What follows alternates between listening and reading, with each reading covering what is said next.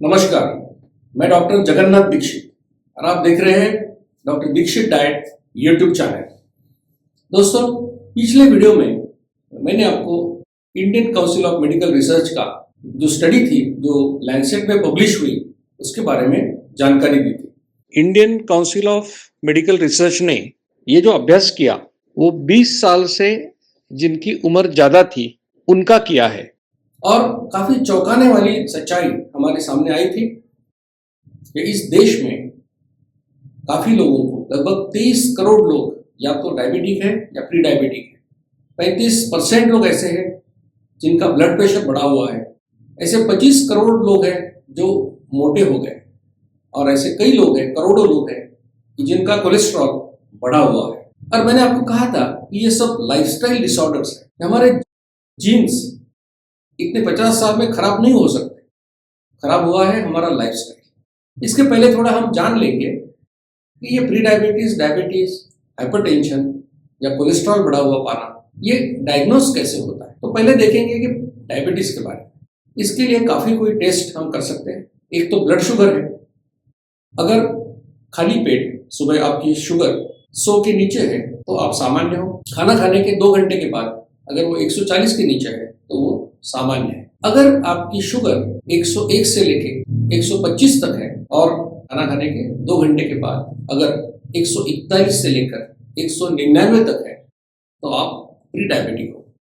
लेकिन अगर आपकी शुगर 126 या उससे ऊपर है खाली पेट या खाना खाने के 2 घंटे के बाद 200 या उससे ऊपर है तो उसको डायबिटीज बोलते हैं।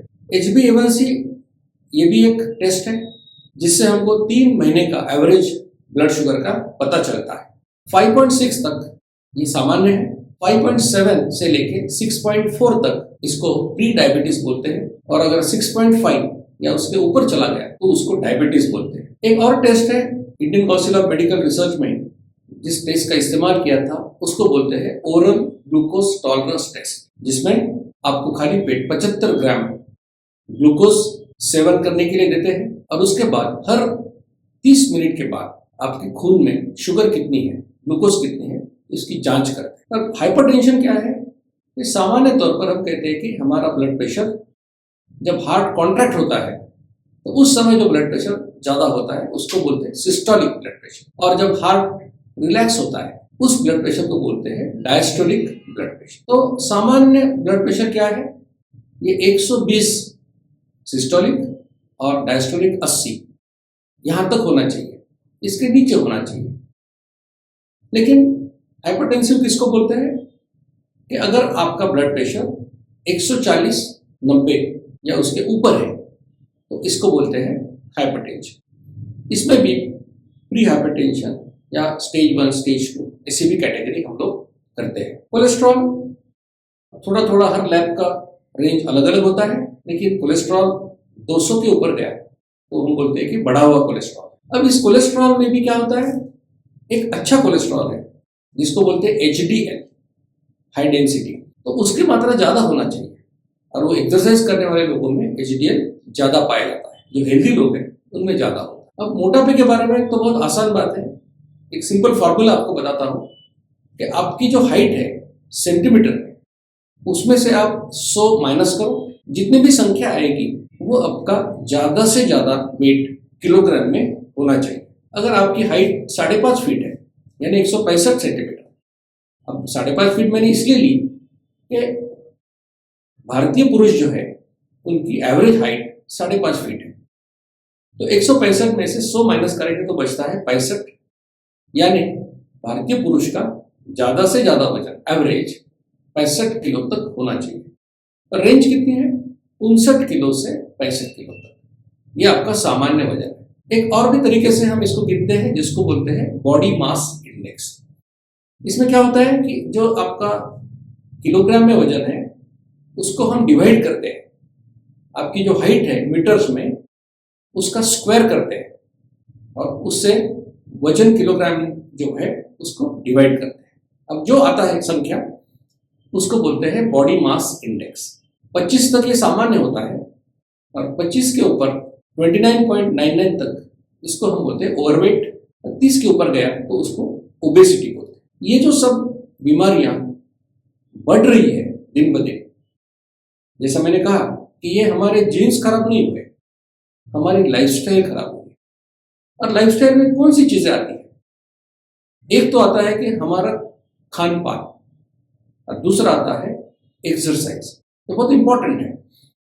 और जैसा आप देखोगे कि पिछले 50 साल के अंदर हम डेवलप हो गए, लोगों के पास खर्च करने के लिए पैसे आ गए। सुबह से लेके रात तक, रात 1:30-2 बजे तक लोग इन होटल्स के ऊपर भीड़ किए हुए आपको खड़े मिलेंगे। पहले तो ऐसा था कि बाहर खाना या कुछ होटल में जाना, इसको लोग स्टेटस सिंबल नहीं मानते थे। मुझे याद है कि जब मैं स्कूल में था और कोई होटल में खाना खाता था तो लोग बोलते थे कि क्या घर में तुम्हारी माँ खाना नहीं बनाती? आज एकदम विपरीत परिस्थिति हो गई है कि अगर आप होटल में खाना नहीं खाते तो इसका मतलब आपका स्टेटस लोगों से थोड़ा कम है, ऐसा उसका मतलब निकल रहा है। अब देखो कि जब 30, 40, 50 साल पहले आपको मीठा कब मिलता था खाने के लिए? जब कोई त्योहार हो उस समय मिलता था, या आम के सीजन में लोग आम का रस, जूस लेते थे, पीते थे। हर चीज जो है आपको एक सीजन में, एक त्योहार में मिलती थी। आज हर चीज आपको 24/7 कभी भी मिल सकती। और ये जो जंक फूड है, जो पिज्जा है, बर्गर है, ये अवेलेबल हो गया। और खाना इतना अवेलेबल है कि खाने की फ्रीक्वेंसी इतनी बढ़ गई लोगों की कि लोग जहां भी जाते हैं खाते हैं। मैं देखा है कभी मीटिंग में लोग बैठते हैं तो उनके सामने कोई टॉफीज रख देते हैं, कोई चॉकलेट। अब लोग, उनको कोई भूख नहीं है, लेकिन सामने अगर कोई किसी ने चॉकलेट देख लिया तो उसको उठा के वो मुंह में डाल लेता है। इसलिए किसी को जरूरत नहीं थी, लेकिन सामने है इसलिए लोग खा लेते। और दूसरी जो बात हुई है कि हमारा एक्सरसाइज बिल्कुल बंद हो गया। आप किसी भी शहर में जाओ और सभी जॉगिंग ट्रैक्स के ऊपर जितने लोग चल रहे हैं उनको गिनो, आपको पता चलेगा कि उस शहर के 1% लोग भी मॉर्निंग वॉक नहीं करते या चलते नहीं। अगर आप चलोगे नहीं और खाते जाओगे तो कैलोरी एक्सेस तो होने ही वाला है, और इसका नतीजा है बढ़ा हुआ कोलेस्ट्रॉल, मोटापा, हाइपरटेंशन, प्री डायबिटीज और डायबिटीज। और जब हमको ये पता चलेगा कि लाइफस्टाइल डिसऑर्डर्स का सॉल्यूशन लाइफस्टाइल को सुधारने में है, ना कि कोई मेडिसिन में है, तब मुझे पता है कि जरूर हम लोग इसके ऊपर कुछ कर सकेंगे। और इसलिए आप खुद के लिए और आपके परिवार के लिए, आपके बच्चों के लिए जरूर इसमें कुछ करना चाहिए। और क्या करना चाहिए? तो लाइफस्टाइल में सुधार आपको लाना चाहिए। अब ये सुधार क्या लाएंगे, इसके बारे में आपको मैं अगले वीडियो में जरूर बताऊंगा। दोस्तों, ऐसी जानकारी आपके पास सबसे पहले पहुंचे, इसलिए इस चैनल को जरूर लाइक कीजिए, शेयर कीजिए और सब्सक्राइब कीजिए। दोस्तों, आपको याद दिलाना चाहूंगा कि मैंने आपसे अपील की थी, आपसे एक उम्मीद जताई थी कि 15 अगस्त तक हमको 2 लाख सब्सक्राइबर्स का एक माइलस्टोन पूरा करना है। मुझे यकीन है आप इसमें मेरा सहयोग जरूर देंगे। धन्यवाद।